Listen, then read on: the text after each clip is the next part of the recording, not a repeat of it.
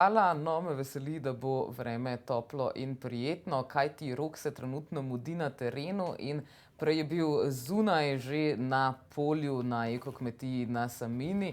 No, tokrat se bo z Ano-Marijo Garafol in Petrom Kuntaričem pogovarjal še kje. Držim pesti, da bomo mogoče videli tudi kaj muckov ali pa prepelic. Rok, izvoli.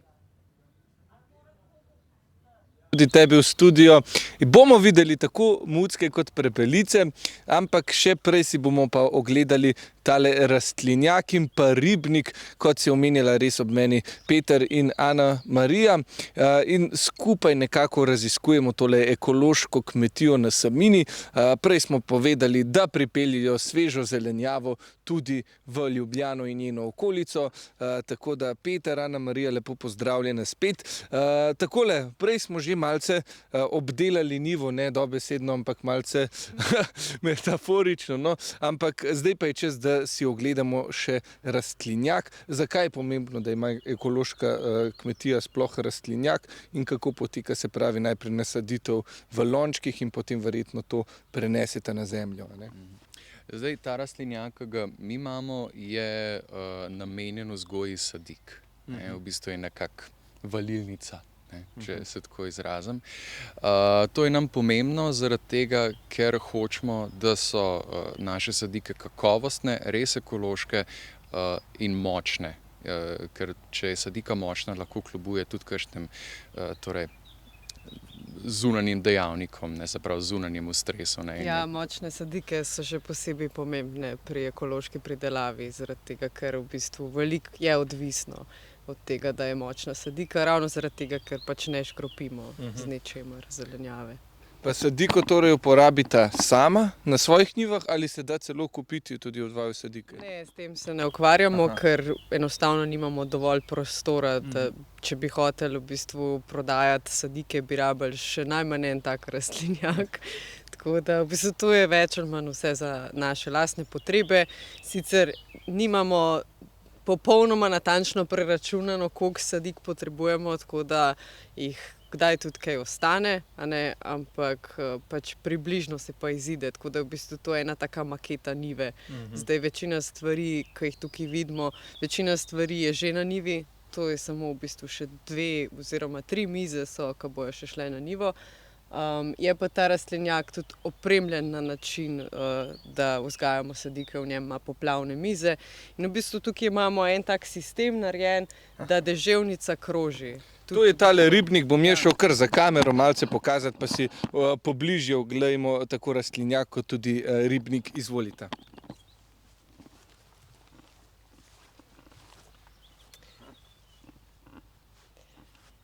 V bistvu imamo vzpostavljen sistem, da deževnica kroži. Imamo povezane te mize poplavne s tako imenovano štirno, ki je tamle malo naprej. In potem imamo tudi, ko te mize v bistvu poplavljamo, ko spuščamo vodo ven, voda teče nazaj lepo v ribnik in potem iz tega ribnika tudi zalivamo, kadar je suša oziroma kadar ni dežja, takrat, ko ga pričakujemo, tudi s to stoječo vodo v bistvu potem zalivamo njivo. Tako da ta voda kroži in probamo čim bolj izkoristiti vodo, ki nam je na razpolago. A pa tudi kakšno ribico ujamete iz tega ribnika? Ne, ribice so samo tako, da nimamo komarjev. Ja. So pa zlate ribice. Tako da... Samo za želje. Ja. Ja, prej nismo omenili, imamo tudi zelišča, tukaj recimo vidimo, imamo kar precej bazilike, v bistvu več vrst bazilik imamo. Ampak tole je klasika. Klasika, ja. To je klasika Genovese. Zraven je jani. Tukajle imamo pa malo krompirja celo v tehle 2 sodih. Da imamo za lastno To uporabo. imamo za lastno uporabo, ja, ker se s krompirjem drugače ne ukvarjamo. Tukaj je malo blitve, letos pa smo postavili, Peter je v bistvu sestavil 2 visoki gredi. Šli smo v eno tehnično trgovino, kjer so nam odstopili odpadne palete in je potem v bistvu Peter jih razstavil te palete in sestavil ti 2 visoki gredi, v kateri smo... Imamo v planu v bistvu kar vzdolž celega rastlinjaka v bistvu postaviti grede, da izkoristimo prostor tudi v njemu. Čeprav imamo v planu imeti tudi Nekdo je prišel pogledat. zunanji sodelavec. Tole je Ferdo, ja. Rad bi se priključil. Tako da ja, v eni visoki gredi so rumene bučke, v drugi pa sta dva paradižnika. Tukaj imamo še nekaj patišonov, to je tudi vrsta bučk, ki izgledajo kot leteči krožniki. Ljudje mislijo, da so krasni, Ampak ne, so zelo dobri. krasni tudi za jesti. Zdaj se premikamo proti prepelicam. Ja, pa ena pohod se je me pridružila. Pej domov. Pej domov, gremo domov.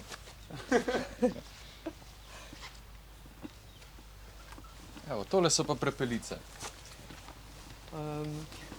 Te prepelice v bistvu si je Martina umislila že pred 8 leti in je tudi takrat pridobila ekološki certifikat. Zdaj pa pač se Peter veliko z njimi ukvarja tudi. Ja. Mislim, da smo še Lahko v bistvu tukaj odpremo vrata, da se jih bolj vidi. Mislim, da smo še zmer edini v Sloveniji, ki imamo torej ekološko rejo prepelic. Ne. Se pravi, ne gre za baterijsko rejo, pri nas imajo prepelice svoj hlevček z zunanjim izpustom, zdajle ne, jih v bistvu vidimo, da so zunaj, so na steli in imajo v bistvu velikega prostora za prosto gibanje, česar žal v konvencionalni reji nimajo. Zakaj pa so prepeličje jajca dobra? Zakaj jih vse uporabljate? Dobre so za vse, za kar so dobra kokošja, imajo pa seveda še veliko prednosti. Namreč nekateri ljudje, ki so recimo alergični na kokošja jajca, lahko brez težav jejo prepeličje jajca, so pa tudi zelo zdrava, imajo veliko železa, vitamin B12 in tako naprej. Tako da nekateri jih jedo zaradi tega, ker so jim všeč, pač po okusu, drugi pa mogoče zaradi kakšnih zdravstvenih razlogov. Predvsem je pa tukaj pač res ta prednost, da to je ekološka reja, kar pomeni, da so tudi hranjene z ekološko krmo, dajemo jim tudi svežo zelenjavo poleti. Zelo rade imajo bučke. In so tudi zelo dobre za njih. Tudi v bistvu pri pribojških je treba malo paziti, kaj jim daš, da jim česa ne daš preveč. Ampak bučke so dejansko pač tiste, ki imajo najraj. Potem imajo veliko dnevne svetlobe. Pod umetnimi lučmi so samo v hlevčku zvečer, dokler se jim ne ugasnejo, da imajo potem tudi dovolj časa, da se naspijo, jih ne silimo, da bi producirale torej več kot en jajc na dan, ne, kar je nekako naravno za njih. A pa slučajno veste, koliko jih sploh imate? To je težko šteti, ne? Preštela jih nisva, ampak jih je okrog 200 v naši jati. To je v bistvu zelo majhno število, to je zelo majhna reja. V konvencionalni reji prepelic običajno govorimo o tisočih, tam nekje 10 000 prepelic, pač seveda v baterijah, a ne. Ampak res je, da je ekološka reja precej zahtevnejša in tudi dražja, ampak če ti je mar za živali in da se z njimi lepo dela, seveda to sploh ni vprašanje, a ne. Peter, Ana Marija, najlepša hvala za vse tole, da ste malo predstavila tudi prepelice, rastlinjak. Mi gremo zdaj za trenutek v glase, no potem pa bo govora tudi o pasemskih mačkah, tako da ne hodite daleč. Predtem pa kratki oglasi. Takole lep pozdrav, še vedno se nahajamo na ekološki kmetiji na Samini, toda tokrat smo šli v notranje prostore, kjer poteka vzreja pasemskih mačk. Ob meni pa Martina Strmole, ki se s tem ukvarja in ve kar veliko stvari o tem. No, tukaj pa je tudi en prav mladi gost tudi danes, a ne? Ja, tole je naš mladiček, star 1 mesec. Aha, je fantak. Fantak, ja. Že rezerviran. Jožeš, no. Zdaj so ravno v fazi, ko se bodo začeli igrati. So pa še tako zelo nebogljeni, ravno so shodili in se drži kot klop. Kako pa imenujemo to pasmo? To je pasma Maine Coon, izvira iz ameriške države Maine, iz Severne Amerike in je prilagojena njihovemu podnebju, zato so zelo dolgodlaki, imajo vodoodporno dlako, močno poddlako, tako da če so pozimi zunaj, se to še bolj izrazito pozna. Imajo košate dolge repe, teli še sicer ne, potem so značilni. V bistvu je to naravna domača pasma, v Ameriki so jih imeli na kmetijah, da so pomagali loviti miši, podgane, ker so bile to ogromne mišičaste močne mačke in so jih razstavljali prej kot druge mačke, ki jih razstavljajo na lepotnih tekmovanjih. One so bili na kmetijskih sejmih razstavljeni kot delovne živali na kmetijah. Tudi Ferdo je te pasme, so to njegovi otroci? Ne, Ferdo je zdaj upokojen, je kastriran, ker smo si zadržali nekaj njegovih hčerk. Zelo pazimo, da niso v sorodu mladički, tako da mislim, starši pač mladičkov, a ne. Tako da vedno nove linije dodajamo, se pravi, vedno moramo iz nekih drugih vzrejališč dobiti samce in samice, ki niso v sorodu z našimi. Kaj pa je pomembno pri sami vzreji? Poglej, je tole slučajno mama? Mama se sliši, da se otrok pritožuje. Pridi. Gre zdaj takoj pogledat. Zdaj ga bo ona.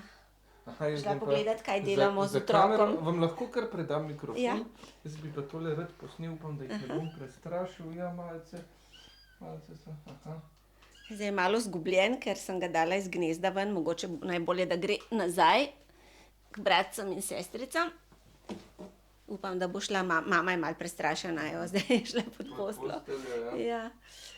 Kaj pa je pomembno pri vzreji pasemskih mačk? Jaz najbolj poudarjam vedno zdravje in še enkrat zdravje. Pri vseh pasmah, pri vsaki posebej se pojavljajo določena genetska obolenja, ki se prenašajo iz roda v rod in zato je prva in največja obveznost vzreditelja, da poskrbi, da so starši kar se da pregledani, testirani, se pravi, poleg splošnega vzrejnega pregleda, ki pokaže, ali je mačka sploh v kondiciji, da bi imela leglo, se pravi tudi samec in samica, je potrebno konkretno pri tej pasmi veliko pozornost obračati na srce. Pri njih se pojavlja hipertrofija srčne mišice, ki je genetsko pogojena in se deduje iz staršev na potomce. Za to bolezen obstajata 2 vrsti testov, odkrili so že nekaj genov, ki prenašajo to bolezen, se pravi, opravljamo genetske teste in ultrazvok srca je tudi ena taka zadeva, ki jo je dobro redno opravljati, da preprečimo, da bi parali potencialne kandidate, ki bi prenašali to bolezen naprej. Pomembni so tudi kolki, to je velika pasma, ni edina, ki lahko zboleva za to boleznijo. Tudi druge večje pasme so k temu nagnjene, lahko jo imajo tudi navadne mačke. Skratka, displazija kolkov je zadeva, ki se jo pregleda z rentgenom kolkov in sicer pri specialistu, ki ima za to licenco in on potem tudi poda oceno kolkov. In če so kolki v redu, se s takimi mački vzreja, sicer pa je priporočljivo, da se ne, oziroma priporočljivo, pač ni etično, da bi s takšnimi živalmi vzrejala, ne. Potem pa obstajajo še določene druge genetske bolezni, bi bilo zdaj predolgo, da bi razlagala. Jaz vse testiram na 8 genetsko prenosljivih bolezni. To naredimo tako, da veterinar vzame kri, pošlje v Laboklin v Nemčijo, v genski laboratorij in od tam pošljejo njemu rezultate in jaz dobim rezultate in potem lahko sem prepričana, da teh bolezni moji mladiči ne bodo imeli. Zakaj pa je sploh dobro torej kupiti pasemske mačke, na kaj moramo biti pazljivi, ko jih kupujemo? Predvsem je to pomembno, to, kar sem zdaj rekla, ne. Vedno je treba vzreditelja pobarati, naj pokaže teste in to teste staršev. Se pravi, to je bistvo. Ni toliko pomembna barva, ni toliko pomemben spol, ko kupujemo hišnega ljubljenčka, najbolj je pomembno zdravje, a ne. In pa to, da imajo rodovnik, ker samo rodovnik v bistvu pove, da so to res pasemske mačke. In rodovnik ni samo papir, nekateri rečejo, ja, jaz pa ne rabim papirjev, jaz ga bom imel pa doma, ga bom pa imel rad, tudi če nima papirjev.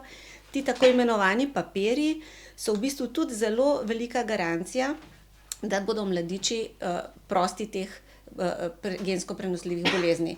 Zato, ker vzreditelji, ki se jim niti ne more reči pravi vzreditelji, ki vzrejajo pravzaprav nelegalno, brez rodovnikov in govorijo, da so to pasemske mačke. Mačke brez rodovnikov dejansko niso pasemske in so potencialno lahko mnogo bolj bolne, zaradi tega, ker pač ti ljudje ne delajo testov. Ne? In ti papirji, testi, so pogoj, da sploh mladiči lahko dobijo rodovnik. Ker bolnih mačk se ne sme vzrejati, se pravi, vzrejni pravilnik ne dopušča take vzreje. In tudi zato pogosto te živali nimajo rodovnikov, čeprav pa ti tako imenovani rejci pa rečejo, ja, pač mi pa ne damo nič na papirje. V resnici pa imajo bolne mačke. Tako da zdravje, to je najpomembnejša stvar, ker sicer potem tak lastnik novega luškanega mucka čez nekaj mesecev začne ugotavljati, da je z muckom nekaj narobe, potem se pa začnejo obiski pri veterinarju in seveda stroški rastejo. Ne? Je na koncu lahko še dražje, če ne kupimo? Ja, na koncu celo v nekaterih primerih ostanejo brez živali, kar je še najhujše, ko se ravno na njo navežejo. Tako da je treba prej misliti, mucek ni kila kruha, da jo greš kar kupiti, je treba se pozanimati, je treba marsikaj povprašati, prebrati, preden se odločiš, da ga vzameš. Tudi pogledati, a ima človek pogoje doma ustrezne, a ima dovolj časa, da se bo živali posvečal, a ima tudi ne na koncu zadosti finančnih sredstev, ker tudi če je testiran mladič, vsaka žival slej ko prej tudi zboli. In je treba imeti v mislih, da potrebuje opremo, da potrebuje kvalitetno hrano in tudi veterinarsko oskrbo vsake toliko časa. Kakšna pa je sploh lastnost teh pasem, poleg tako karakterne lastnosti pasem? Maine Cooni so, lahko rečem, tudi na svetovni ravni trenutno najbolj razširjena in najbolj priljubljena pasma. In to ni naključje. Takšni so zato, ker so zelo primerni za stanovanje. Ljudje vedno bolj živijo v urbanih okoljih in z razliko in nekako tudi spodrivajo pse. Vedno več ljudi ima mačke in te mačke imajo delno tudi lastnosti psa. Zelo veliko ljudi se jih navadi na povodec in jih vodijo na sprehode in zelo so privržene lastniku. Maine Coon ni kot običajna domača mačka, ki pač je zadovoljna, da jo nahraniš pa da se z njo igraš. On spremlja lastnika vse povsod. Spremlja ga po stanovanju, če greš na vrt, pa da imaš recimo ograjeno in tako, on gre povsod. V kopalnico, v kuhinji nadzoruje, kaj se kuha. Vsako vrečko, ko prineseš domov, gre pogledat, kaj je noter. Spijo pri nas. Res imajo tak, jaz jim rečem kužmucki, malo pasje mačji karakter. Pa zelo nežni so. Kaj pa moramo biti pozorni, ko dobimo mačka, se pravi, kako vzgajati mačka? Prvi prihod v nov dom je po takem načinu, da ko ga prinesemo domov, ga omejimo najprej na eno sobo ali kuhinjo ali en prostor, skratka, ga spustimo iz transporterja, mu postavimo WC, vodo in hrano in ga pustimo, da on ta prostor prevoha in ga v celoti razišče. Takrat ni dobro, da rinemo v njega, da ga hočemo imeti v naročju, moramo ga pustiti, da on pregleda okolico. In potem, ko bo pripravljen, bo sam prišel k nam. Muc ni kot pes v smislu, da bi ga navadili na sedi, lezi ali pa tako naprej, da bi mu dajali povelja. Lahko ga naučimo stvari, ampak v bistvu preko igre in preko preusmerjanja pozornosti. Naprimer, v kuhinji maček bo šel seveda na mizo, na pult, vse povsod in če mu bomo mi z odločnim ne pač ga postavili dol in mu bomo povedali, da tega ne želimo, bo on to razumel. Je pa res, da ko nas tam ne bo, bo pa tja gor spet šel. Se pravi, on ve, da mi ne želimo, da je na mizi ali pultu, ampak Ni pa kot pes, da če mu je nekaj prepovedano, da tega ne bo delal. Martina, se da tile mucke čisto za konec, se jih da še vedno dobiti ali so vsi že rezervirani? V tem leglu je samo še ena samička prosta in popoldan pridejo pogledat jo. Drugače imam pa še v enem leglu še 3 samičke proste. Kje pa vas ljudje lahko kontaktirajo, če želijo? Najdejo me na Facebooku pod mojim imenom Martina Strmole, drugače pa preko telefona, ki je tudi tam objavljen, se pravi 041 767 757. Martina, najlepša hvala za tale pogovor, predstavitev pasme in seveda, da smo tudi lahko spoznali tele male kepice. Želim ti vso srečo z vzrejo in seveda še veliko zadovoljnih malih muckov. Hvala. Takole, mi pa se sedaj selimo v oglase, potem pa spet beseda v studio. Se gledamo.